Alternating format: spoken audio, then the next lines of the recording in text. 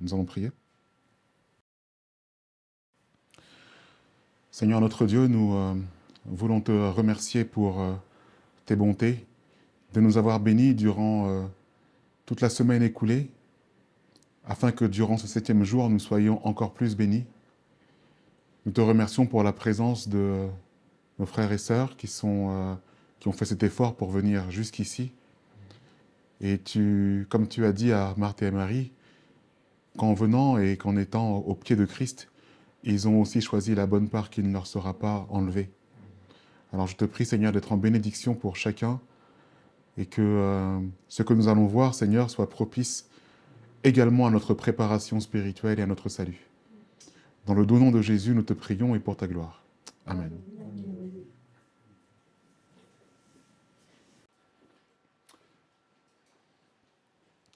Donc aujourd'hui, j'aimerais voir avec vous ce qu'on appelle les lois de l'esprit. Sabbat dernier, nous avions vu comment la chair est séparée de l'esprit et nous avions vu comment les deux ne peuvent pas aller ensemble, mais que pourtant, il faut un esprit fort pour maintenir la chair, n'est-ce pas? Et donc aujourd'hui, nous allons voir quelques lois pour aider l'esprit, et notamment l'esprit humain ici, à pouvoir maintenir le corps. Et bien sûr, il faut pour cela l'aide du Christ. Il y a un petit texte que nous trouvons dans le ministère de la guérison. Alors ici, nous sommes dans la version anglaise. Et la référence que vous voyez, MHP 128, c'est Ministry Healing, à la page 128, mais dans la version anglaise. Je n'ai malheureusement pas la version française. Il est du devoir de chaque personne, pour son propre bien et pour le bien de l'humanité, excusez-moi un instant,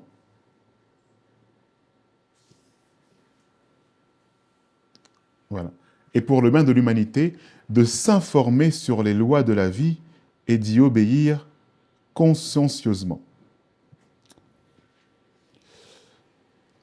Tous devraient étudier l'influence de l'esprit sur le corps et du corps sur l'esprit et les lois qui les régissent. Ça va jusque-là?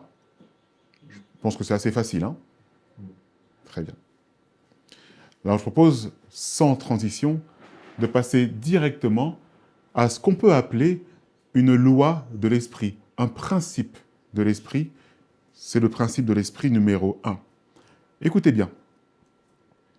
Donc tout cela, vous pouvez les retrouver dans différents ouvrages, à la fois chez la Messagère du Seigneur, mais aussi dans d'autres petits ouvrages. Il est dit que c'est une loi de l'esprit qui veut qu'elle se réduise ou s'étende aux dimensions des choses avec lesquelles elle devient familière. Je reprends cette petite phrase parce qu'elle n'est pas facile à comprendre, mais les phrases suivantes vont nous aider à mieux les comprendre. C'est une loi de l'esprit qui veut qu'elle se réduise ou s'étende aux dimensions des choses avec lesquelles elle devient familière. Je continue. Les pouvoirs mentaux seront certainement contractés et perdront leur capacité à saisir les significations profondes de la parole de Dieu, à moins qu'ils ne soient mis en œuvre avec vigueur et persistance dans la recherche de la vérité. Si elle n'est jamais obligée de s'attaquer à des problèmes difficiles, elle perdra presque au bout d'un certain temps son pouvoir de croissance. Dans la parole de Dieu, l'esprit trouve un sujet pour la pensée la plus profonde, l'aspiration la plus élevée. Si je devais résumer ici, qu'est-ce qui permet à l'esprit de se forger une force? Eh bien, je peux le résumer avec ce dernier paragraphe où il est dit que dans la contemplation révérencieuse des vérités présentées dans sa parole, l'esprit de l'étudiant est amené en communion avec l'esprit infini. Et une telle étude non seulement affine et énoblit le caractère, mais elle ne peut manquer d'étendre et de revigorer les pouvoirs mentaux. Patriarche et prophète, à la page 596 et 599, là encore, je suis dans une version anglaise, désolé, donc c'est une traduction. Et j'ai mis un petit résumé qui nous dit la chose suivante. C'est le résumé de ce principe numéro 1. L'esprit doit être exercé par l'étude de la parole de Dieu. Comment est-ce qu'on comprend mieux cette phrase? Qui peut me la redire d'une autre façon? L'esprit doit être exercé par l'étude de la parole de Dieu. Qui peut me dire ça d'une autre façon? Il faut s'habituer à lire la Bible Oui. et à s'efforcer de la comprendre. S'efforcer de comprendre. C'est de l'huile dans le moteur. C'est de l'essence dans la voiture. C'est ça en fait, c'est la parole de Dieu qui exerce l'esprit. Vous avez vu ça? Très bien, gloire à Dieu. C'est la parole qui nous donne l'intelligence. Et c'est aussi la parole qui nous donne l'intelligence. Amen. C'est clair pour vous? Vous allez voir que les principes suivants sont liés à ce premier principe. Donc je passe maintenant au principe numéro 2. Dieu veut que l'homme ne décide pas sur une impulsion, mais sur la base de preuves. Donc là, on est sur du concret. Ce n'est pas le plan de Dieu de contraindre les hommes à céder à leur méchante incrédulité. Devant eux se trouvent la lumière et les ténèbres, la vérité et l'erreur. C'est à eux de décider lesquels accepter. L'esprit humain est doté d'un pouvoir de discrimination entre le bien et le mal. Donc nous sommes à la fin de cette loi numéro 2. Comment vous la comprenez? Avant de vous montrer le résumé, parce que le résumé c'est facile. Dieu il semble nous donne donc le choix, donc par notre esprit, de choisir entre la vie et la mort, le bien et le mal, et de distinguer, donc avec l'aide de son Esprit Saint, entre les deux. La capacité, effectivement, je finis pour lui répondre, la capacité, effectivement, de distinguer. Et quand on distingue quelque chose, nous sommes amenés à faire quoi? Un choix. Et c'est un choix qui est comment? Sur la base de preuves. Ok, là, c'est du concret. Pardonne-moi, vas-y, Gabriel. Et aussi, il faut se dire que Dieu, il ne contraint personne. C'est toujours notre propre choix. Voilà. Dieu ne contraint personne et nous sommes amenés à faire des choix. Amen. Donc, lisons ce petit résumé. Nous avons le pouvoir de prendre des décisions, donc tu as parfaitement bien résumé, et les choix à prendre doivent être réfléchis grâce à un esprit exercé, ce qui nous renvoie au principe numéro 1. Ça va jusque-là? Très bien. Passons maintenant à la loi de l'esprit numéro 3. Elles ne sont pas vraiment titrées, mais nous sommes amenés à les comprendre à travers la lecture.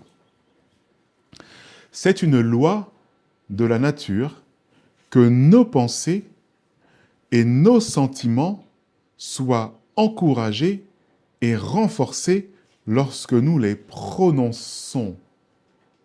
Je reprends cette phrase. C'est une loi de la nature que nos pensées et nos sentiments soient encouragés et renforcés lorsque nous les prononçons. Je continue. Si les mots expriment des pensées, il est également vrai que les pensées suivent les mots. Si nous exprimions davantage notre foi, si nous nous réjouissions davantage des bénédictions que nous savons avoir, c'est-à-dire la grande miséricorde et l'amour de Dieu, nous devrions avoir plus de foi et une plus grande joie. Aucune langue ne peut exprimer, aucun esprit fini ne peut concevoir la bénédiction qui résulte de l'appréciation, de la bonté et de l'amour de Dieu. Même sur terre, nous pouvons avoir la joie comme une source qui ne tarit jamais, parce qu'elle est alimentée par les ruisseaux qui coulent du trône de Dieu. Amen. Nous sommes toujours dans Ministry of Healing. Et donc, si on devait résumer, comment est-ce que l'on résumerait ici? Ben, en fait, Ah, je vais cacher. ouais, même juste dire deux mots. Oui. La louange à Dieu, ça nous donne un esprit de joie, de bonheur, parce qu'on s'adresse directement à Dieu. Et quand on chante, même quand on est tout seul, eh bien ces mots-là, ils restent, ils sont là dans notre tête. Et j'aimerais aller plus loin dans ce que tu dis. Est-ce que, par exemple, étant là, je suis seul chez moi, est-ce que, par exemple, rester silencieux, ça aide? Non. Je ne sais pas si silencieux, c'est pas pareil. Si on est silencieux devant Dieu, oui. À moins qu'on a les pensées vers Dieu. Oui? Avec les pensées vers Dieu, Oui? il n'y a pas de souci. On Oui. peut rester silencieux. Mais nos pensées doivent être connectées à Dieu. Et là, on se sent bien. Là, il y a des moments d'intense bonheur. Si je ne dis pas ça, c'est tout le temps. Hein. Mais moi, ça m'arrive de penser très fort à Dieu et de parler avec lui. Et de me souvenir encore de toutes les fois qu'il m'a fait un clin d'œil. Amen. Et c'est ça qui est merveilleux. En fait. Je pense que tu veux rajouter quelque chose. Oui, tu as bien vu. Alors, c'est tellement simple que, oui, finalement, j'ai du mal à... Si je comprends bien, c'est de plus on va, j'allais dire ruminer, mais un peu comme une vache qui... plus on va se nourrir de la parole et la verbaliser, ou par écrit, comme disait Marlin, eh bien, plus nos pensées vont s'y confondre, ça va nourrir notre esprit. C'est un cercle vertueux. Voilà. C'est un miracle. C'est ça. C'est une confirmation de vos pensées que de l'exprimer. Et tout à l'heure, tu as évoqué le chant, tu as évoqué la parole, tu as évoqué aussi l'écrit. C'est une confirmation de nos pensées qui sont elles-mêmes exercées par l'Esprit de Dieu. Vous voyez à quel point cet esprit humain doit être constamment connecté à Dieu pour pouvoir être renforcé. Je crois que tu voulais dire quelque chose, Séranette. Je ne sais pas s'il y a un temps, mais enfin bon, on se rend compte quand même que ce qu'on regarde, ce qu'on se nourrit, les mots, l'impact des mots, l'impact de nos pensées, je suis consciente quand même de tout ça sur ma vie, quoi, sur mon cheminement avec le Seigneur. Donc les mots, les pensées, tout ce que je me nourris, littéralement ou spirituellement. Donc tout ça, c'est important. Donc les mots, les mots, les pensées, ce sera guidé par l'esprit si je me nourris de l'esprit. Mais si, voilà, c'est toujours un choix, c'est comparaître un choix de ce que je vais dire, de ce que ça ramène à tout, la maîtrise de soi, tout se relie. Enfin, pour moi, je ne sais pas si... Tu as bien raison parce que tu as aussi résumé les 3 points qu'on a déjà vus. À la fois le fait de l'exprimer, à la fois de faire les bons choix, donc les bons choix sur la base de preuves réelles, mais aussi l'esprit exercé par Dieu, exercé par la parole de Dieu. C'est ça, c'est un exercice. On doit, comme le vélo, la marche, plus on marche et plus on a envie de... C'est du sport. Tout à fait. Sport, Tout à fait, amen.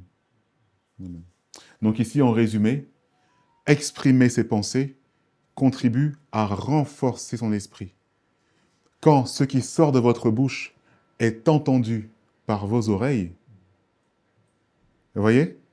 Quand ce que vous dites par votre bouche est entendu par vos oreilles, cela vient confirmer en fait la pensée que vous avez. Et puis je me dis aussi, enfin pour moi, quand je vous entends en fait, je me dis, j'éduque mon esprit quelque part parce que si je le laisse trop vite, si je le laisse aller trop, ça va dans les soucis, ça va. Et tout de suite je l'arrête, j'arrête en priant, j'arrête en chantant, parce que je glorifie Dieu constamment. Voilà, et c'est ça qui m'aide. C'est une excellente expression que tu as eue, l'éducation de l'esprit. Ouais. Ce qui m'est déjà arrivé, c'est que j'avais peut-être, à ce moment-là, j'avais une pensée qui n'était pas très bonne. Je l'ai dite, je l'ai prononcée. Et à ce moment-là, il y a l'Esprit de Dieu m'a fait entendre ce que j'ai dit et de la manière que j'ai dit. Ça a fait un choc. Je dis là, c'est pas bon. C'est pas bon du tout. Et ça nous apprend vraiment à avancer et à se dire non. On n'est pas encore là où il faudrait qu'on soit. Et comme il a dit, nous, ce matin, ça va très vite. Quelqu'un me dit un mot, m'agresse verbalement. Si je n'ai pas expliqué de toute façon, je vais faire du tac au tac. Je vais répondre, voilà, selon ma chair, selon ma colère à moi. Et tandis que si tout de suite on appelle ça par la prière, donc on arrive à répondre et à ne pas rentrer dans le sens contraire de la parole de Dieu. Non, mais là ça m'a vraiment, j'ai réentendu. C'est comme si le Seigneur m'avait envoyé, il m'a dit voilà, maintenant tu sondes un petit peu ce que tu es en train de dire là. Et il m'a fait réécouter, réentendre. Et souvent, on est surpris soi-même de la méchanceté qu'on peut avoir. C'est pas toujours très joli. Et ce que tu dis est d'autant plus vrai que ça rentre dans les 3 principes que nous avons vus à l'instant, dans le choix et la décision. Voilà. Est-ce que l'on a pris le temps de prendre le choix, d'avoir le choix de dire et d'exprimer certaines choses? Après, comme dit Annette, ça va des fois très vite. Ça va des fois très vite. Ça va des fois très vite. C'est pas toujours voulu, en fait. Mais il faut qu'on fasse très attention à ce qu'on dit et à ce qu'on pense. Parce que souvent, on parle trop vite. Et quand on doit s'adresser à quelqu'un, il faut toujours avoir un temps de réflexion. C'est ça, c'est... J'admire les gens qui arrivent à ne pas tout de suite céder à « j'ai besoin de te dire ça » et de s'empresser de le dire, mais peut-être pas avec les mots, avec l'intonation qu'il faudrait. Et la maîtrise de soi. Voilà, donc nous venons de voir ces 3 premiers principes. Je passe au 4e. C'est une loi importante de l'esprit que lorsqu'un objet désiré est si fermement refusé qu'il enlève tout espoir. L'esprit cessera bientôt de le désirer et sera occupé à d'autres activités. Mais tant qu'il y a un espoir d'obtenir l'objet désiré, un effort sera fait pour l'obtenir. Est-ce que vous avez compris ce qu'on vient de lire à l'instant? Vous voulez que je le relise ou pas? Je vais le relire. C'est une loi importante de l'esprit que lorsqu'un objet désiré est si fermement refusé qu'il enlève tout espoir. L'esprit cessera bientôt de le désirer et sera occupé à d'autres activités. Mais tant qu'il y a un espoir d'obtenir l'objet désiré, un effort sera fait pour l'obtenir. Ok? Maintenant, on va prendre un petit exemple qui est aussi mentionné. Donc, j'ai connu des parents qui disaient « Vous ne pouvez pas avoir ceci ou cela » et ensuite céder, pensant qu'ils sont peut-être trop stricts et donner à l'enfant la chose même qu'ils ont d'abord refusée.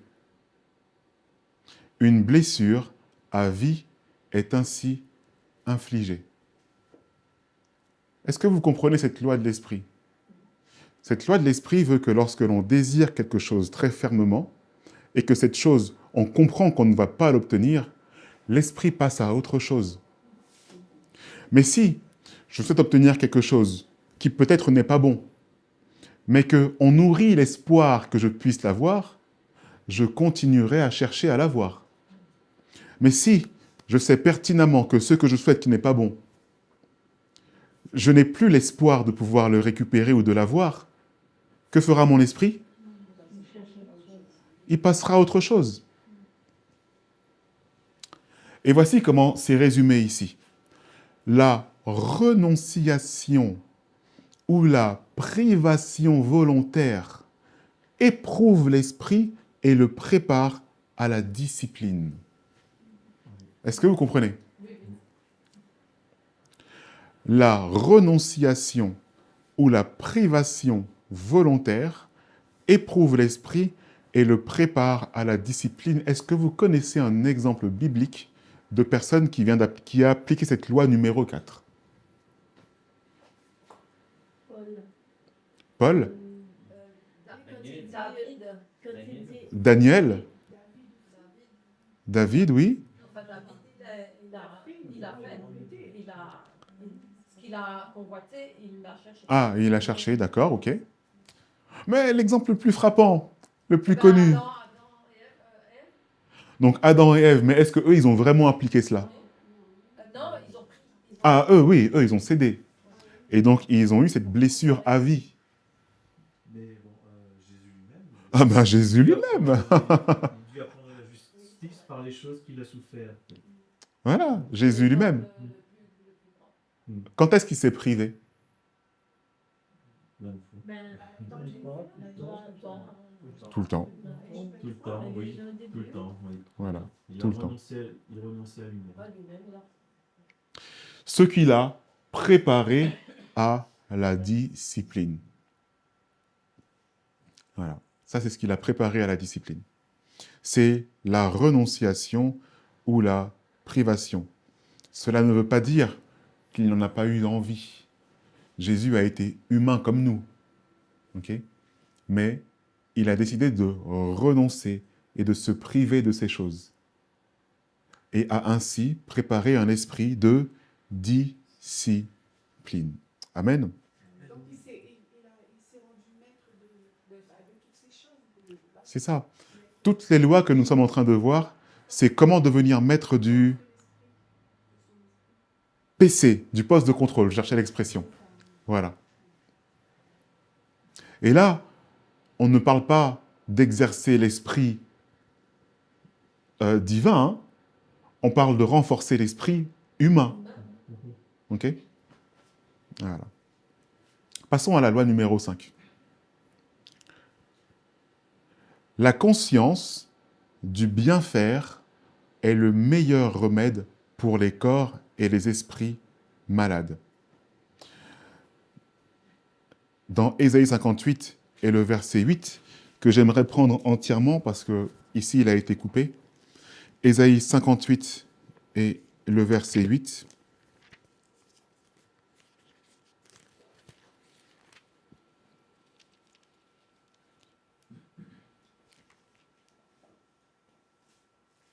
D'ailleurs, on peut même prendre le verset 7, où il est dit, n'est-ce pas, que tu partages ton pain avec l'affamé, que tu fasses entrer dans ta maison les malheureux errants, que tu revêtes ce que tu vois nu et ne te détourne pas de ton semblable. Je m'arrête ici.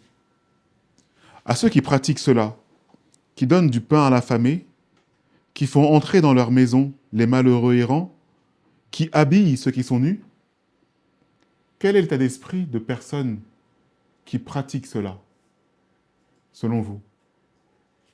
Que se passe-t-il dans l'esprit des personnes qui pratiquent cela? Les sentiments qui étaient en Jésus.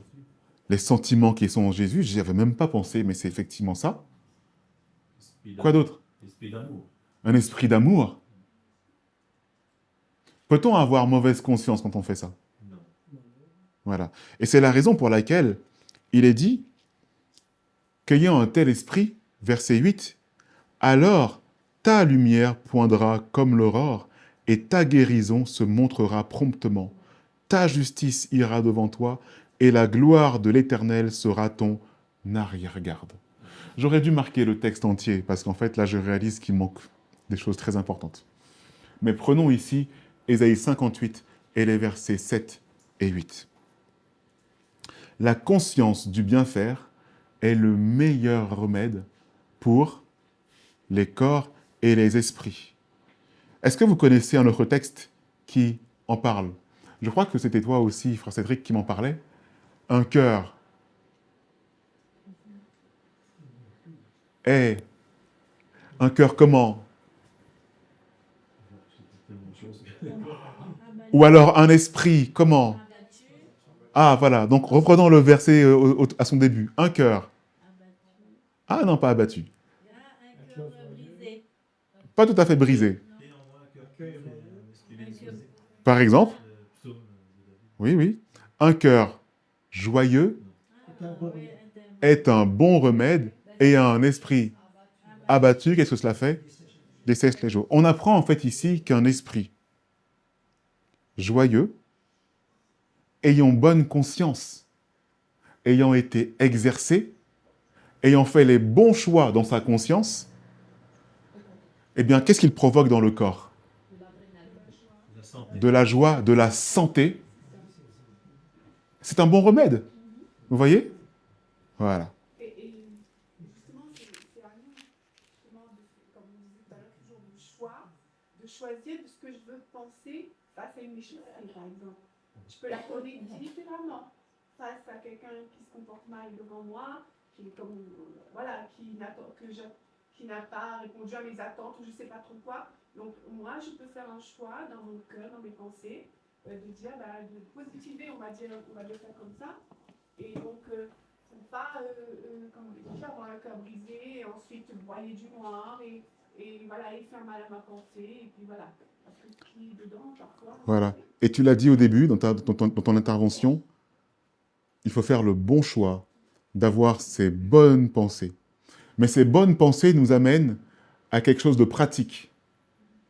Puisqu'ici, ces pensées nous amènent à pratiquer quelque chose qui ne va pas à l'encontre de notre conscience. Venant ainsi renforcer encore tout cela. C'est un cercle, et un cercle ici vertueux. Je continue la lecture. Il est dit qu'une bénédiction spéciale de Dieu, la bénédiction spéciale de Dieu qui repose sur le receveur, est la santé et la force. Une personne dont l'esprit est calme et satisfait en Dieu est sur le chemin de la santé. Avoir la conscience que l'œil du Seigneur est sur nous et que son oreille est ouverte à nos prières est une satisfaction. Savoir que nous avons un ami infaillible à qui nous pouvons confier tous les secrets de l'âme est un bonheur que les mots ne peuvent jamais exprimer. Amen. Si je devais résumer cette loi de santé autour de notre conscience, une conscience positive et bienfaisante contribue à la santé du corps et de l'esprit. Cet esprit que l'on continue à exercer par la parole de Dieu, qui nous permet de faire des bons choix réfléchis sur la base de preuves et qui, pardonnez-moi parce que je commence à un petit peu l'oublier, c'est là où je dois travailler un peu ma mémoire, et qui nous amène également à laisser les choses dont nous avions besoin et que nous avions envie par le passé, qui nous amène à faire des actions concrètes dans notre vie de renonciation et de privation. Mais je veux dire, je reste toujours, quand on est dans cette atmosphère-là, quand on est ensemble, c'est facile. Mais quand je suis toute seule, quand je suis dehors, face au, on va dire au monstre de la grandiosité du mal, quoi. Donc je me dis, des fois, je ne sais pas quoi faire, je suis pris d'assaut, j'ai du mal, on ne comprend pas toujours comment répondre. Voilà, donc garder le silence aussi parfois, ça fait du bien aussi, je ne sais pas.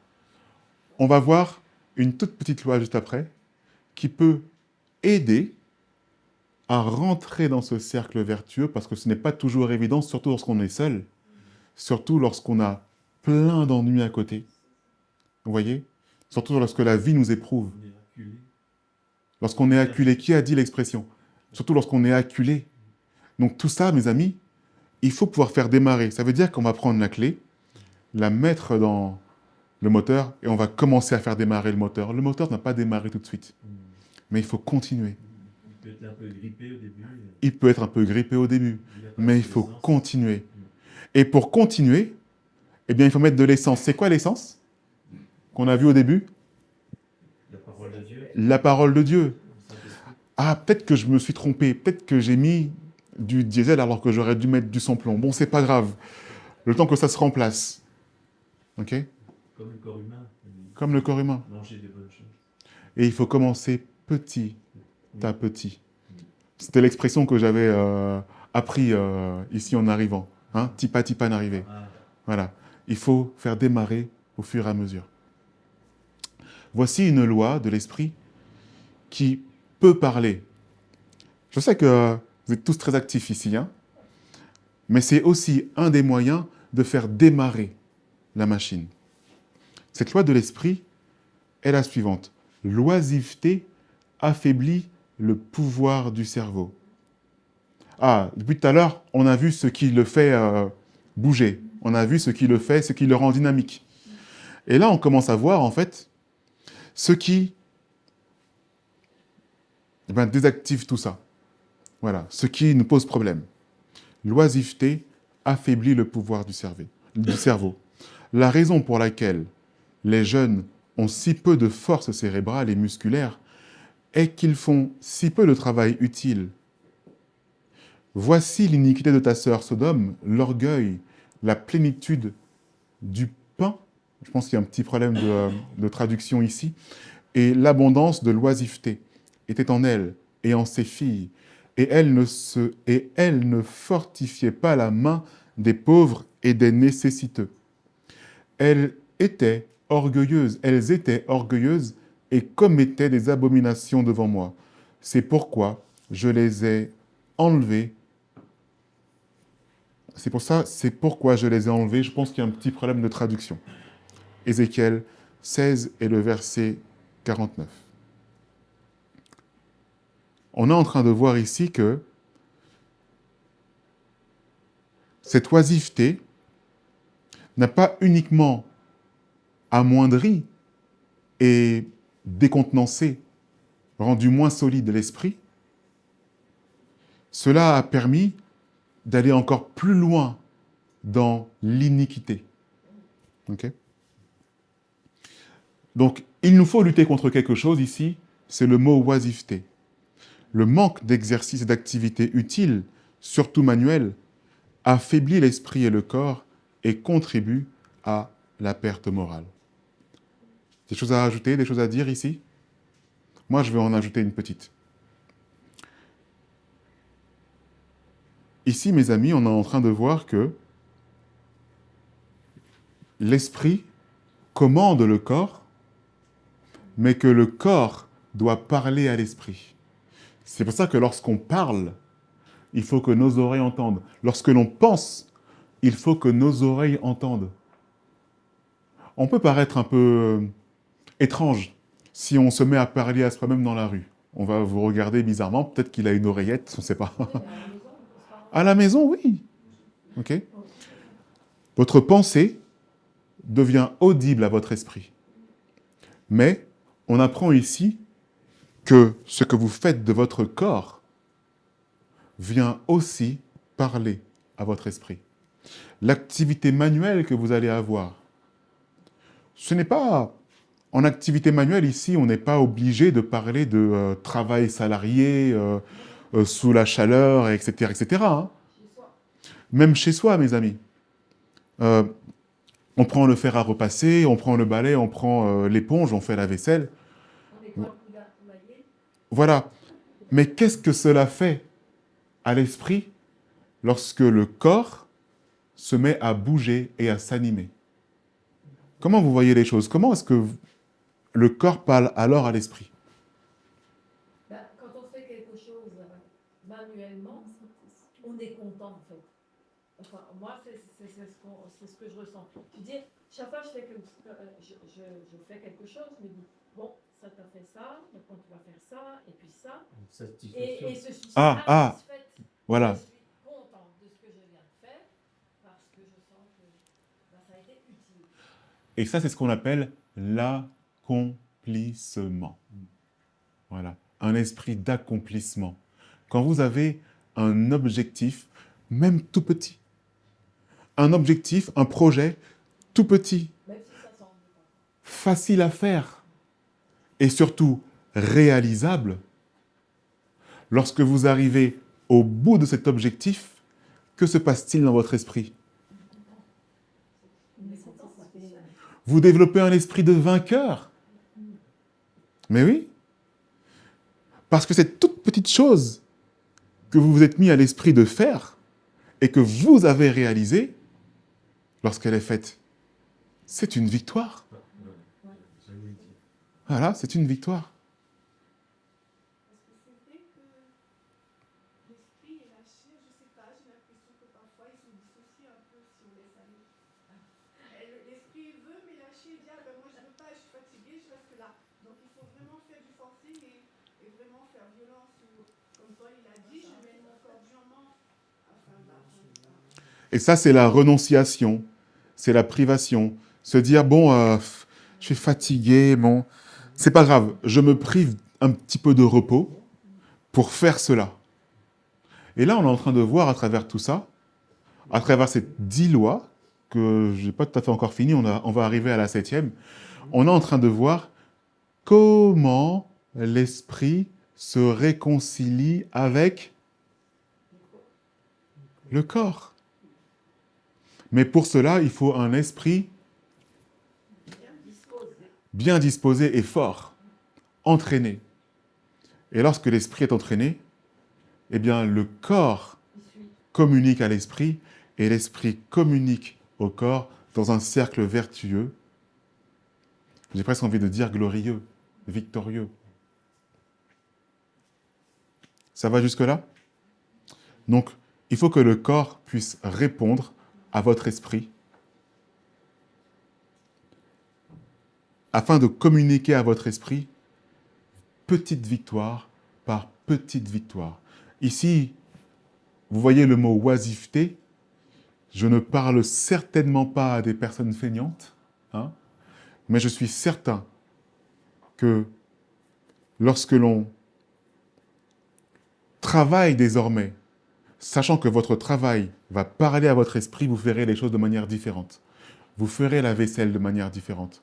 Vous ferez la cuisine de manière différente. Vous ferez le jardin de manière différente. Vous irez même marcher de manière différente, faire du sport de manière différente. Tout ce que votre corps fait a une influence sur votre esprit. Je passe à la loi numéro 7. On l'appelle ici loi, on peut parler aussi de principe. Vous savez, vous connaissez ce qu'on appelle les lois de santé? C'est pas écrit loi en fait, hein, c'est toujours écrit le mot principe, mais par extension, par abus de langage, on parle de loi. Mais en fait, c'est le mot principe qui est souvent pris. Donc ici, on parle de principe d'esprit. Prenons le numéro 7. Les heures irrégulières pour manger et dormir sapent les forces du cerveau. Ah, vous commencez à voir ce dont on parle. Les pouvoirs mentaux seront certainement, alors ici contractés, j'aime pas trop ce mot, et perdront leur capacité à saisir les significations profondes de la parole de Dieu, à moins qu'ils ne soient mis en œuvre avec vigueur et persistance dans la recherche de la vérité. Et là encore, on en revient à la privation pour créer de la discipline. Tout est lié, toutes ces lois sont liées les unes aux autres. Qu'est-ce qu'on est en train de voir ici? Comment est-ce que l'on peut le résumer? Attendez, je masque le résumé. C'est les lois de la vie. La loi de la vie, la loi de la nature, qui porte aussi un nom dans les autres lois dont on a parlé, les lois de santé. Vous les connaissez, les principes de santé? Plus ou moins. Si je parle de l'eau, de l'alimentation, du repos, de l'exercice physique, de l'air, Ah, il y en a 8. du soleil, okay. La confiance en Dieu, mais je n'ai pas dit le dernier exprès parce que c'est le mot que j'attends que vous disiez. Ah, la méditation de la vie, de la parole. Non. Oui, ça rentre dans la confiance en Dieu. De- C'est la La volonté. tempérance. Voilà. Donc, la tempérance pourrait se résumer en il y a un temps pour tout. Okay? C'est une expression que vous connaissez. Voilà, un temps pour rire, un temps pour pleurer. Qui dit ça d'ailleurs? Je crois que c'est dans Ecclésiaste, hein, me semble-t-il. Hein? Voilà. Ça pourrait résumer justement à la tempérance.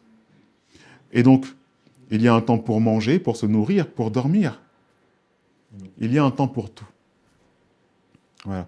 Donc ici, nous sommes en train de dire qu'une mauvaise hygiène de vie et le non-respect des 8 principes de santé affaiblit aussi le pouvoir de l'esprit. Donc, si nous ne donnons pas au corps ce qui est nécessaire pour vivre, pour que notre chair soit en bonne santé, eh bien, si notre chair est en mauvaise santé, notre esprit le sera aussi. Et vous voyez qu'il y a...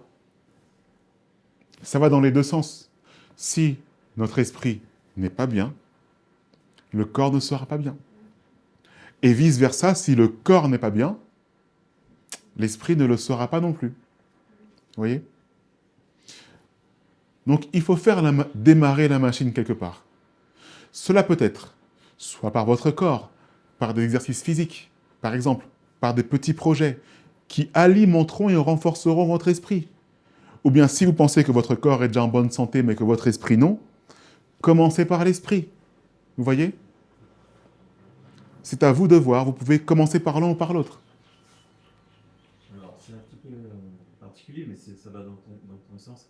Et si les deux sont très affectés, corps, esprit,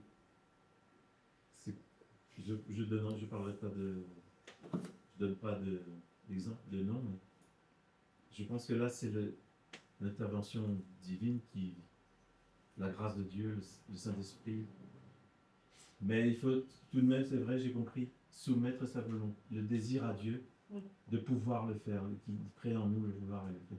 Ouais. Mais il faut il nous laisse libre, comme tu as dit. Il faut demander. Il faut lui demander. Voilà. Sincèrement, de tout son cœur et persévérer. C'est une excellente question. Si notre esprit est fort, On est vraiment impuissant.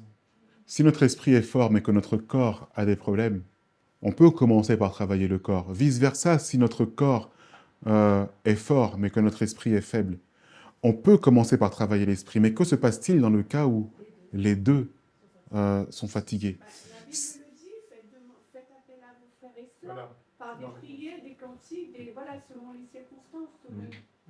Aussi, oui. Voilà. Merci pour vos réponses. Ce n'était pas tout à fait celle que j'avais en tête. Mais c'est d'ailleurs l'une des meilleures réponses. Vous n'êtes pas seul. Oui, il faut une intervention extérieure de Dieu, notamment par les frères et sœurs. Même par Dieu aussi. Dieu directement, oui, bien sûr. Si on sait qu'il y a personne. Je suis faible, mais tu es fort. Et ce principe se retrouve également dans la communauté. Hein. Ce principe se retrouve également dans le groupe. Si je suis faible, quelqu'un de fort peut venir pour me secouer. Hein. Daniel, c'est ce qui s'est passé aussi. À un moment donné, il a eu de la faiblesse quand il a eu cette vision. L'ange est venu le secouer. Voilà. L'importance de l'humilité, parce que quand le corps et l'esprit sont faibles, la personne est souvent incapable par elle-même de prier, d'intercéder, de demander du secours. Donc les autres doivent être là. Amen. Amen. Les autres. Et quand ces personnes reçoivent justement cette aide, c'est l'occasion justement d'essayer de faire démarrer un petit peu la machine. Même si on n'arrive pas à tourner la clé entièrement, mais c'est l'occasion de commencer à essayer de dégripper en fait le contact. Voilà. Mais il faut commencer. Hein. Mais après, on a vu aussi des exemples là où ils étaient seuls, comme Élie par exemple, comme Job qui était tout seul. Après, il y a d'autres aussi qui étaient seuls. Jacob aussi, oui. Voilà, donc ils se sont vraiment... On peut dire que chacune de ces personnes, à un moment donné, a commencé par le saint principe pour pouvoir appliquer tous les autres au fur et à mesure. On ne peut pas tous les appliquer d'un coup, c'est difficile. Mais dès lors que vous en comprenez un et que vous rentrez dedans, les autres, les suivants, commencent à prendre leur sens, commencent à devenir à votre portée. Voilà. Ça s'enchaîne. Ça s'enchaîne. Est-ce que c'est prétentieux prétentieuse si j'ai dit ce n'est plus moi qui vis, c'est Christ qui vit en moi. Au contraire, Ce n'est pas prétentieux. C'est vrai. c'est l'inverse. Ah oui. Sinon, ça voudrait dire que celui qui a dit ces paroles, Puis tout par celui qui me sanctifie. voilà. Mais oui. C'est le contraire de Je l'orgueil. vous entends bien, hein? Oui, oui, oui, très bien. Non, ce n'est pas prétentieux, effectivement, parce que sinon, celui qui a dit ces paroles serait prétentieux. Non, non, c'est... En revanche, voilà, Paul, merci. J'ai hésité avec Pierre. Mais effectivement, cela a été écrit pour notre instruction. Voilà. Passons au principe numéro 8. Mais parfois, excuse-moi encore de déranger, mais parfois certains combats sont plus rudes que d'autres. Et parfois il faut plus encore, il faut le jeûne, il faut aller un peu plus en profondeur. De toute façon, on le sent, on ne se sent pas vainqueur tant qu'on n'a pas essayé, tant qu'on n'est pas allé jusqu'au bout de nos capacités en tant qu'humain et humaine. J'ai prié, j'ai jeûné, j'ai traîné des sacs de sang, en quelque sorte, de mon temps. Donc, Seigneur, maintenant, je ne sais plus. Après, on apprend aussi à lâcher prise. Mais parfois, le combat est rude. Ça ne se gagne pas tout de suite. Le Seigneur nous éprouve, mais pour que justement, comme on l'a dit la dernière fois, afin que le morceau que l'on pensait être du charbon, ce caillou tout noir, eh bien, devienne un diamant. Est-ce que jusque-là, dans tout ce que nous avons vu, est-ce qu'il y a une loi, par exemple, frère Jean-Paul, qui t'a plus parlé que les autres? Est-ce qu'il y a... Je te pose la question comme ça, mais je pose la question à tout le monde. Hein. Est-ce qu'il y a un principe que vous avez vu ici qui vous parle un peu plus que les autres? Si oui, alors entrez dedans. S'il y en a un qui vous semble plus facile à aborder, plus simple à entamer, à votre portée, alors entrez dedans. Ok?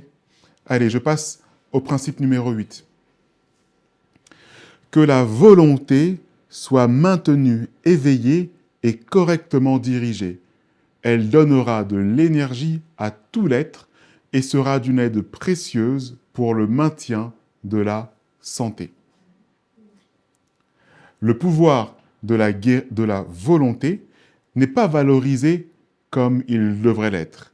Que la volonté soit maintenue, alors je crois que je l'ai déjà lu, c'est aussi une force pour faire face à la maladie.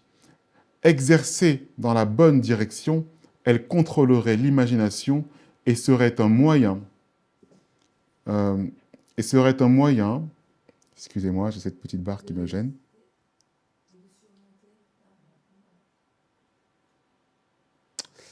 Bon, c'est pas grave, je vais essayer de faire différemment.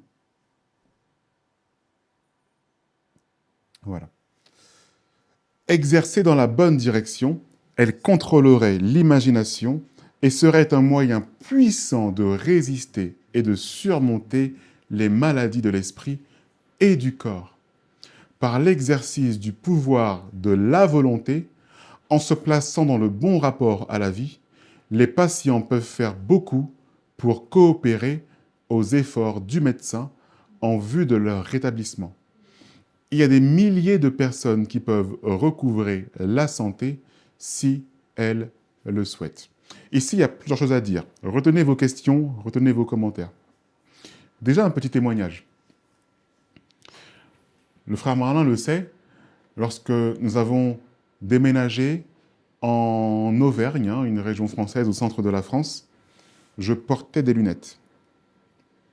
Et j'ai appris que le fait de porter des lunettes, surtout pour ceux qui sont dans la myopie, rassurez-vous, je ne dirai rien qui va vous contrarier. Mais souvent, lorsque vous avez de jeunes enfants, ils ont une vue impeccable. Et dès qu'ils arrivent à l'école, au bout de quelques jours, quelques mois, vous avez le maître et la maîtresse qui disent « Ouais, mais vous savez, votre enfant, votre fils, votre fille, là, j'ai l'impression qu'il a du mal un peu à voir le tableau. Qu'est-ce qui s'est passé ?» Eh bien, c'est le stress. Mais oui, le changement d'environnement. il passe de papa-maman à maître et maîtresse. Vous voyez? Et ça, l'enfant a du mal à le vivre. Et cela fait que il rentre dans des pensées, dans ses propres pensées. On a beaucoup d'enfants qui, lorsqu'ils arrivent à l'école, ne suivent plus vraiment ce qu'il y a au tableau, parce qu'ils sont dans leurs propres pensées. Et permettez-moi cette métaphore. Mais si vous regardez toujours à vous-même, pouvez-vous voir plus loin? Vous ne pourrez pas voir plus loin que le bout de votre nez, parce que vous regardez à vous-même. Eh bien, sachez que cette règle, non seulement elle est symbolique, mais elle est aussi réelle. J'avais tendance à beaucoup regarder à mes problèmes. Et le jour où j'ai commencé à regarder aux problèmes des autres, j'ai pu enlever mes lunettes. C'est véridique. Si vous lisez, je finis, si vous lisez le texte qui introduit l'histoire d'Élie et de Samuel ensemble, il est dit que qu'en ce temps-là, il y avait peu de visions, c'est-à-dire des visions du Seigneur données aux prophètes. Il y avait peu de visions. Et le verset qui est juste après, il est dit, or, Élie avait des problèmes de vue. Il y a un lien entre la vue spirituelle et la vue physique. Vous saviez? Eh bien, c'est ce qu'on est en train de voir ici. Si votre volonté se tourne au bon endroit, les maladies de l'esprit que sont la myopie, en tout cas une partie de la myopie, seraient guéries.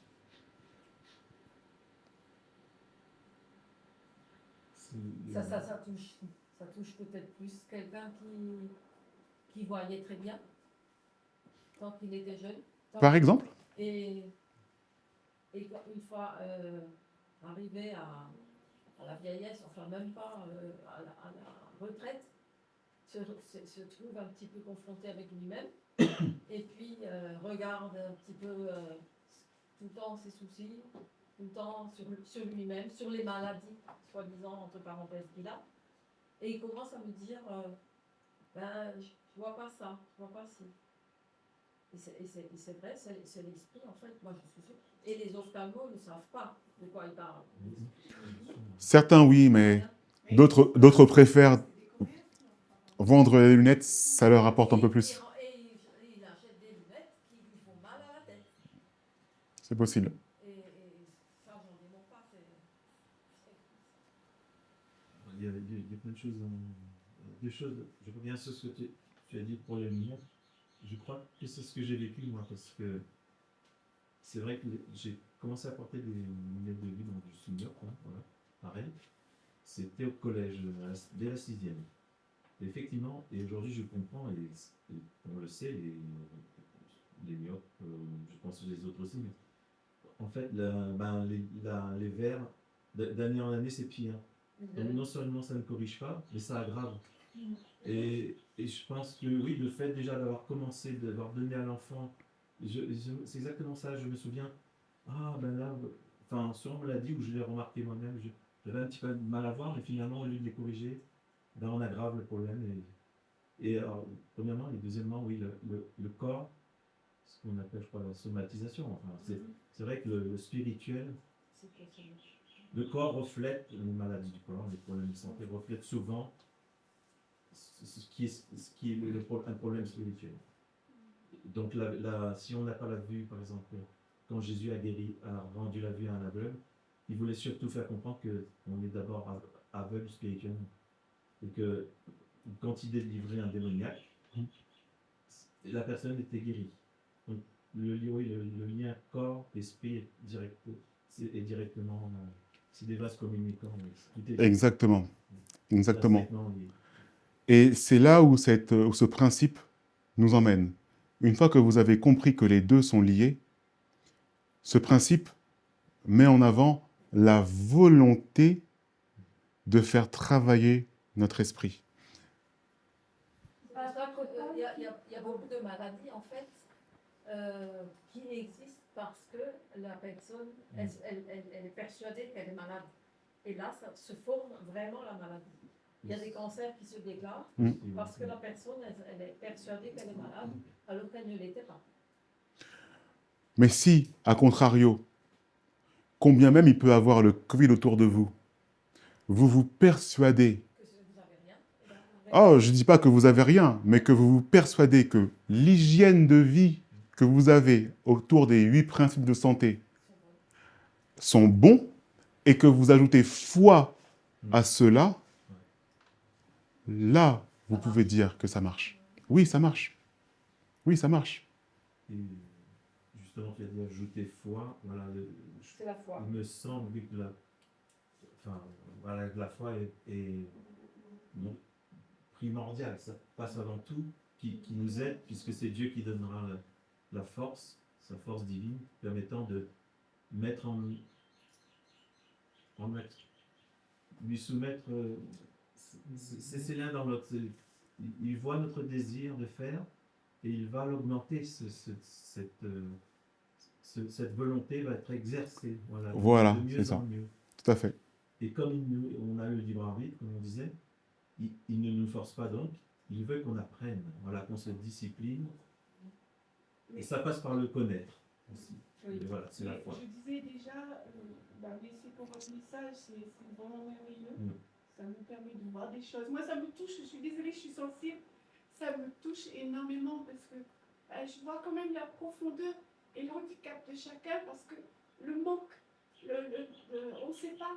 Donc, on ne sait pas et quand on sait tout ça, je dis, Seigneur, franchement, c'est des lunettes extra, quoi. Donc, c'est pour ça, je suis désolée, je suis sensible, mais je ne pleure pas de tristesse, mais voilà. On a dit ce matin que on ne peut pas dire on est comme ça, mais là, je pense pas que c'est un défaut. Voilà, je suis comme ça, chacun son caractère. Donc, j'apprécie, j'ai soif de vos paroles, en fait. Je ne sais pas pour vous mettre en avant, mais franchement, à travers, justement, on l'a vu, à travers la force de l'esprit, comme on avait vu la dernière fois, je vous dis, le Seigneur peut faire des miracles en nous. Amen. Des miracles. Il y a 12 tribus. Gloire à Dieu. Il y a 12 portes sur la cité céleste. Parce qu'il y a 12 caractères différents. Hein? On n'est pas tous... Personnalité, disons, pas caractère. Par rapport aux Personnalité.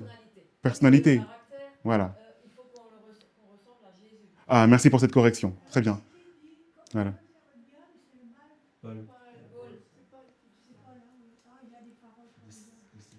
Et le Seigneur compose avec toutes ses personnalités. Oui. Surtout. Par rapport aux 12 tribus d'Israël, moi j'ai compris ça par Philippe sur Teams. Amen. C'est pour ça que Jésus lui dit, viens à lui, dépose à lui les fardeaux dans son joug. Et on arrive On jouait deux. On arrive à dire je puis tout par celui qui me fortifie. Amen. J'aimerais rajouter une autre chose encore sur ce principe. Avez-vous lu? Il est dit ici que par l'exercice du pouvoir de la volonté et en se plaçant dans le bon rapport à la vie, les patients peuvent faire beaucoup pour coopérer aux efforts du médecin en vue de leur rétablissement. De quel médecin on parle? Jésus. Dieu. Parce que c'est lui qui guérit. C'est lui qui guérit. Et lorsque notre volonté est bien placée, eh bien, nous soumettons Jésus, nous soumettons notre corps à Christ dans les meilleures conditions possibles pour qu'il puisse opérer une guérison en nous. Ici, on est en train de voir que la volonté est le moteur de toutes les lois précédentes. Vous voyez? Lire la parole de Dieu pour exercer l'esprit dépend de la volonté de le faire. Exprimer les choses pour que notre esprit puisse le valider dépend aussi de la volonté pour pouvoir le faire. Et toutes les lois que nous avons vues dépendent de la volonté. Tout à l'heure, on parlait de oisiveté. Tout à l'heure, on parlait encore du problème des 8 principes de santé.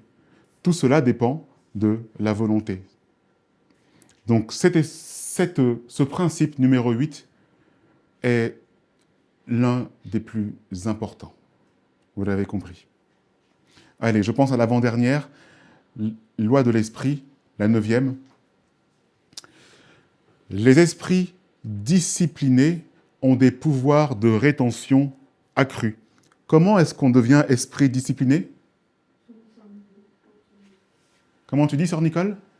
En se laissant guider par Dieu. En se laissant guider. Oui, mais tout à l'heure, on l'a vu dans un autre principe. Comment obtient-on un esprit discipliné? En exerçant. Faire le bon choix, pourquoi pas, effectivement, en l'exerçant. On a dit quelque chose de bien particulier. Par ce que Jésus a fait? Par la maîtrise de soi, par la privation. Voilà. Par la retenue. Tout à fait. Donc, les esprits disciplinés ont des pouvoirs de rétention accrus, d'ailleurs, ils le disent. Hein. Les négligences doivent être résolument surmontées. Beaucoup pensent que plaider l'oubli est une excuse suffisante pour les erreurs les plus grossières. Mais ne possèdent-ils pas, comme d'autres, des facultés intellectuelles? Alors ils devraient discipliner leur esprit pour qu'il soit retenu. En fait, là la traduction elle n'est pas forcément très bonne. Ils doivent discipliner leur esprit pour avoir de la retenue, voilà, pour travailler leur retenue. C'est un péché d'oublier, un péché d'être négligent. Si vous prenez l'habitude d'être négligent, vous risquez de négliger le salut de votre propre âme et de découvrir, enfin, que vous n'êtes pas prêts pour le royaume de Dieu. Ils doivent discipliner leur esprit pour qu'il soit retenu. Alors, je ne sais plus trop bien comment c'est traduit. Ici, on parle de péché de négligence.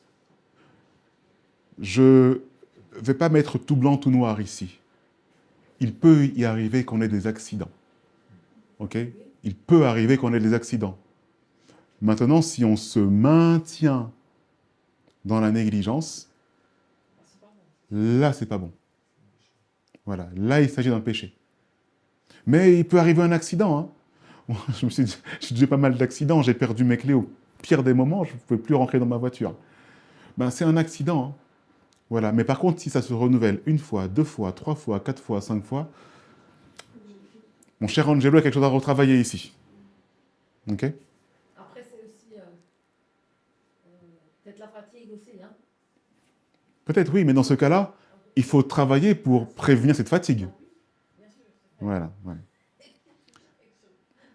Donc ici, pour résumer, la discipline, c'est un mode de vie dans toutes les démarches de l'esprit et de ses lois. Donc dans tout ce que l'on a vu ici, on peut se dire, bon allez, aujourd'hui, je vais lire la parole de Dieu, loi numéro 1, pour m'inspirer. Et puis le lendemain, mon réveil n'a pas sonné, pas de culte du matin, je m'habille tout de suite et je file au travail. Et puis le lendemain, rebelote pareil parce que j'ai eu une journée très compliquée, le réveil sonne, je sursaute, je m'habille tout de suite, je pars au travail. Il y a un petit peu de négligence pour cette loi numéro 1. Okay? Un autre principe, concernant par exemple l'oisiveté, quand on en parlait tout à l'heure, ben, allez, je rentre, je fais la vaisselle, pas de souci, je balaie, et puis le lendemain, bon, ben, j'ai fait tomber mon papier par terre, le papier, il va rester là. Il va passer toute la journée là, au milieu du salon. Et je ne le ramasse pas, hein. L'oisiveté entraîne l'obésité, l'encrasse, les vaisseaux, ça entraîne plein de Ça devient un vice. plein de choses. Oui, vas-y. Voilà. Ça devient un vice. Alors que C'est la loisiveté et le vice. un tout petit effort de volonté pour baisser mon corps et ramasser le papier, C'est déjà Voilà. une pratique. voilà. Et c'est là où on voit que des petits objectifs, faciles à faire, réalisables, de manière simple, c'est ce qu'il faut que nous fassions. Ne pas hésiter à écrire, comme tout à l'heure tu disais, les choses que nous voulons faire, des petites choses, simples, pour former un esprit de victoire. Et que Dieu a fait pour nous. Coopération. Donc je reprends et je résume cette avant-dernière loi, la discipline, un mode de vie dans toutes les démarches de l'esprit et de ses lois. J'en arrive à la dernière, ça va jusque-là? Ce document, bien sûr, peut vous être partagé, il n'y a pas de souci, on vous le renverra. Les anges maléfiques luttent pour la domination de chaque être humain. Tout ce qui nuit à la santé, non seulement diminue la vigueur physique, mais tend aussi à affaiblir les pouvoirs mentaux et moraux. L'indulgence pour toute pratique malsaine, donc quand on parle d'indulgence, c'est la permissivité. Une fois, de temps en temps, ce n'est rien, bon allez, voilà. Donc ici, l'indulgence pour toute pratique malsaine rend plus difficile la discrimination entre le bien et le mal. Loi numéro 2. Vous avez le choix, vous avez des preuves pour faire les bons choix, n'est-ce pas? Donc, l'indulgence pour toute pratique malsaine rend plus difficile la discrimination entre le bien et le mal. Et donc plus difficile la résistance au mal. Elle augmente le danger d'échec et de défaite. Ainsi, une lecture saine et pure sera pour l'esprit ce que la nourriture saine est pour le corps. Vous deviendrez ainsi plus fort pour résister à la tentation, pour prendre de bonnes habitudes et pour agir selon de bons principes, nous dit la Review and Herald du 26 décembre 82. Gardez les avenues de l'âme. Nous avons un travail à faire pour résister à la tentation. Ceux qui ne veulent pas tomber dans les pièges de Satan doivent bien garder les voies de l'âme. Ils doivent éviter de lire, de voir ou d'entendre ce qui peut suggérer des pensées impures. S'exposer au mal, c'est aussi mettre le mal dans l'esprit. Okay? Déjà, nous est dit dans Jacques 4, verset 7, soumettez-vous à Dieu, résistez au diable, et il fuira loin de vous. Amen. Si on n'a pas soumission à Dieu, ben Satan est content parce que Satan c'est lui qui porte la reine. Jacques combien? Jacques 4, verset 7. Jacques 4, verset 7. Retiens-le, on va le prendre comme conclusion à la fin, parce que tu as tout résumé en un seul verset. Mais j'ai dit, il y a un verset qui parle, sans être soumis à Dieu, on ne peut pas résister à l'ennemi, il est tellement malin, il est capable de nous détourner. Mais oui. C'est la soumission. Amen. Merci frère Raymond. L'esprit ne doit pas être laissé à errer au hasard sur tous les sujets que l'adversaire des âmes peut suggérer. Je reprends cette phrase parce qu'elle est importante. L'esprit ne doit pas être laissé à errer au hasard sur tous les sujets que l'adversaire des âmes peut suggérer. Ceux qui courent dans une course courent tous, mais un seul reçoit le prix, n'est-ce pas? Donc ça veut aussi dire, ce texte, que ce n'est pas évident. Ok? Ce n'est pas facile. On peut tous avoir le même combat, tous avoir le même objectif et avoir ce même trophée devant les yeux, et certains ne vont pas arriver et ne iront pas sur le podium. C'est possible, hein? C'est comme ça que c'est difficile. Mais il y a quelque chose qui fait que celui qui arrive au moins à la ligne d'arrivée est arrivé à la ligne d'arrivée. Vous savez c'est quoi? Madame White a eu une vision dans Premiers Écrits. Et comment elle décrit les adventistes qui montent et qui marchent le long de cette voie? Où sont positionnés leurs yeux? Leurs yeux sont droits devant. Et ceux qui se laissent aller sur le côté,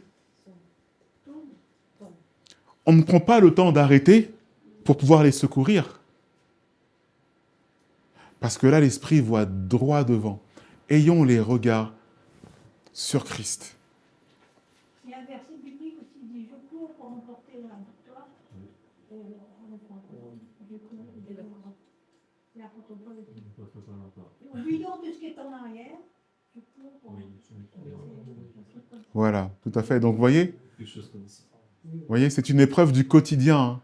Paul l'a vécu dans son quotidien et il devait lutter contre sa chair pour laisser... Même lui, il savait, s'il disait ça, c'est que... Parce qu'on souvent dit, moi, le premier, Paul c'est Paul, Jésus c'est Jésus. Non, non. Malgré leur grande foi, ils restaient des hommes. Hein. Eh oui, ils l'ont vécu, et ils l'ont vécu, on peut le dire, dans leur chair. Eh oui. Dans la guerre dans laquelle nous sommes engagés, tous ceux qui se disciplinent en obéissant à des principes justes peuvent gagner. La pratique de ces principes dans les détails de la vie est trop souvent considérée comme sans importance et une question trop banale pour exiger de l'attention. Mais, compte tenu des enjeux, rien de ce que nous avons à faire n'est petit. Chaque acte jette son poids dans la balance qui détermine la victoire ou la défaite de la vie. L'Écriture nous dit, encore une fois, « Courez donc !» afin d'obtenir quoi? Afin de remporter la victoire et de remporter le prix. Si je devais résumer cette dernière règle, parce qu'elle est un petit peu longue, hein, alors voici comment la résumer. Pour fonctionner de manière optimale, l'esprit doit être exempt des mauvaises influences, c'est-à-dire fréquentation, lecture, vidéo, alimentation, spiritisme, etc., etc., etc., etc. Spiritisme. Il a dit c'était long. Tout ce qui est occultisme, voyant. Voilà. Là encore, tu as donné des exemples qui sont très, très, très marqués, hein, mais c'est vrai que le spiritisme peut être encore un peu moins... Voilà, par exemple, il y a aussi du spiritisme lorsqu'on se rend dans certaines églises adventistes. Voilà. Et lorsqu'on se rend dans certaines églises adventistes. On en parle. Voilà, il y a aussi du spiritisme. On ne parle pas de voyance, on ne parle pas de cartomancie, on ne parle pas de tout ça. Hein. C'est subtil. C'est subtil, c'est subtil. Voilà. Tout à fait. Allez, je continue. Pour résumer, après quoi je reprendrai ce texte que tu as si bien mentionné, frère, le texte de Jacques, voilà, frère Raymond.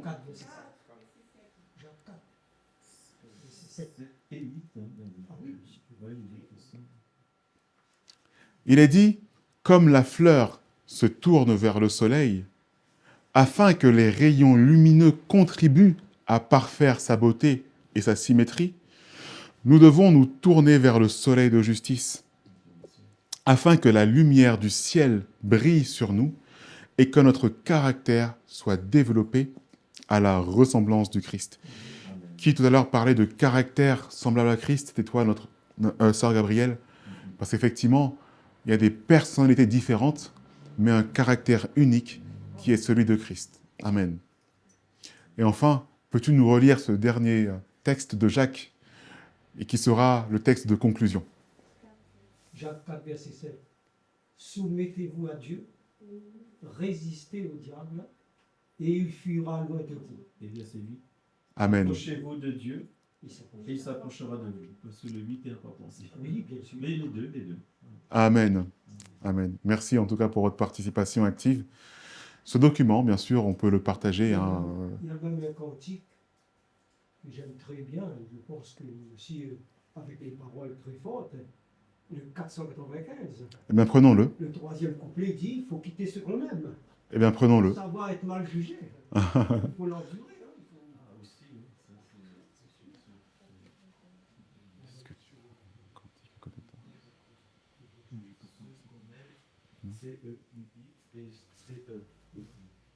Dans mon sac à dos derrière toi, s'il te plaît. Oui.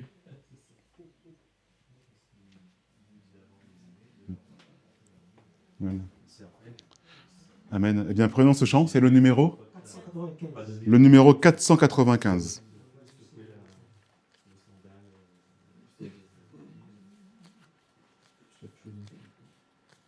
Et après ce chant, nous prierons. Et puis on fera peut-être une petite pause. Voilà. Le 495. Seigneur m'appelle, prends la croix et viens, suis-moi. Je réponds, Sauveur fidèle, me voici, je suis à toi. Jusqu'au bout, je veux te suivre dans les bons, les mauvais jours. À toi pour mourir et vivre, à toi Jésus pour toujours. Et le chemin du calvaire est étroit et périlleux. C'est un chemin solitaire, difficile et ténébreux. Jusqu'au bout, je veux te suivre dans les bons, les mauvais jours. À toi pour mourir et vivre, à toi Jésus pour toujours. Il faut quitter ce qu'on aime, savoir être mal jugé. Endurer l'injure même du monde être méprisé. Jusqu'au bout, je veux te suivre dans les bons, les mauvais jours. À toi pour mourir et vivre, à toi Jésus pour toujours. Oui, perdre sa propre vie, consentir à n'être rien, n'avoir qu'une seule envie, aimer Jésus le seul bien. Jusqu'au bout, je veux te suivre dans les bons, les mauvais jours. À toi pour mourir et vivre, à toi Jésus pour toujours. Jésus donne grâce et gloire pour le suivre pas à pas. Avec lui, joie et victoire, paix et bonheur ici-bas. Jusqu'au bout, je veux te suivre dans les bons, les mauvais jours. À toi pour mourir et vivre, à toi Jésus pour toujours. Amen. Je vais vous inviter à prendre la position.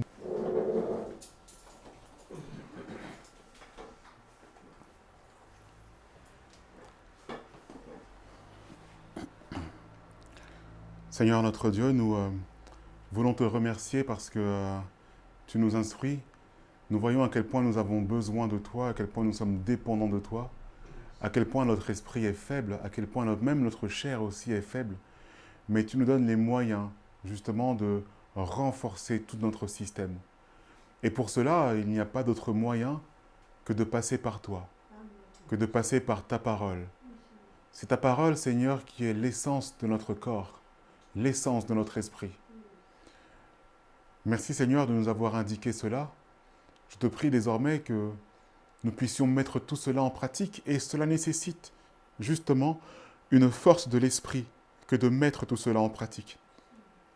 Mais petit à petit, ce sont des choses que nous pouvons mettre en place et afin justement de renforcer cet état d'esprit et cet esprit. Merci au Père de nous avoir éclairés, de nous avoir donné ta parole inspirée, de nous avoir donné Jésus,